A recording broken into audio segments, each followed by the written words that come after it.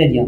Donc là maintenant, je vais vous expliquer comment faire une demande de livreur. Pour faire une demande de livreur, vous allez venir sur effectuer une demande.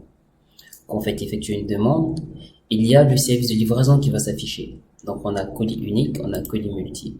Colis unique, c'est l'endroit où vous allez saisir les différentes informations l'une après l'autre, c'est-à-dire une course après une autre.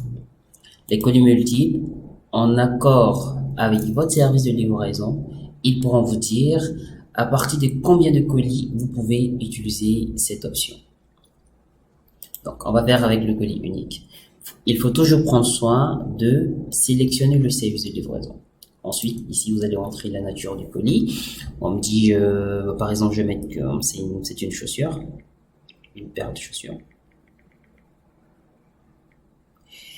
Ici, s'il y a une information complémentaire, je l'ajoute, sinon c'est pas nécessaire.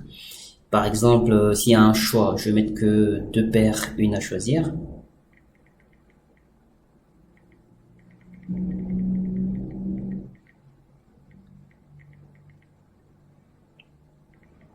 Voilà. Et j'insiste pour dire que cette partie n'est pas obligatoire. Et donc, je descends. Expédition, on va y revenir. Donc, ici, c'est le lieu de récupération. Le lieu de récupération, c'est chez moi. Donc, on va dire, par exemple, ici, j'ai trois adresses. Donc, mes trois adresses, c'est Cocody, c'est Bingerville, c'est Yopougon. Pour dire que la plupart du temps, c'est dans ces différents endroits que je me retrouve. Et donc, je veux dire qu'aujourd'hui, je suis à Cocody. Donc, je me retrouve à la Riviera 2. Quand est-ce que mon colis doit être récupéré? Il doit être récupéré demain. Donc, je clique ici, je vais sur aujourd'hui, à quelle heure? Je vais scroller. Je mets par exemple à 7 heures, sinon à 6 heures. Je vais confirmer. Je descends le lieu de livraison. Le lieu de livraison, je vais choisir pour dire que c'est aussi à Cocody. Information sur le lieu de livraison, c'est à Engré. 8e tranche. La livraison doit se faire quand? Bah, vous voyez, là, on vous donne même la possibilité avec d'autres précisions. Je vais dire c'est 8e tranche, voilà. Je clique dessus pour choisir. Et donc, la date de livraison, elle se fait automatiquement. Et donc, la quantité ici, c'est le nombre de colis qui va chez le même client.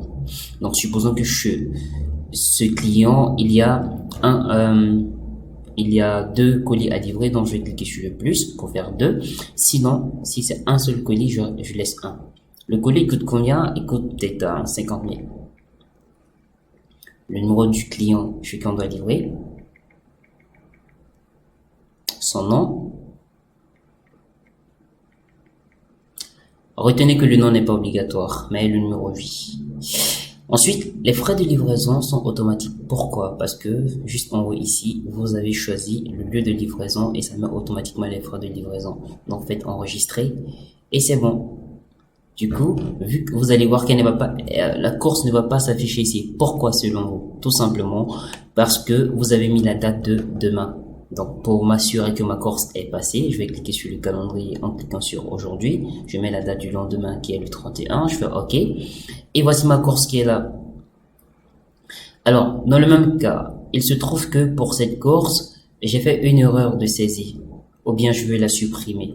Je fais ça, je fais supprimer. Si je veux la modifier, je scrolle pour aller vers la gauche. Je clique sur le petit crayon. J'ai la possibilité de la modifier. Et quand je pense que c'est bon, je fais enregistrer. Et voilà, on me dira qu'elle a été enregistrée avec succès.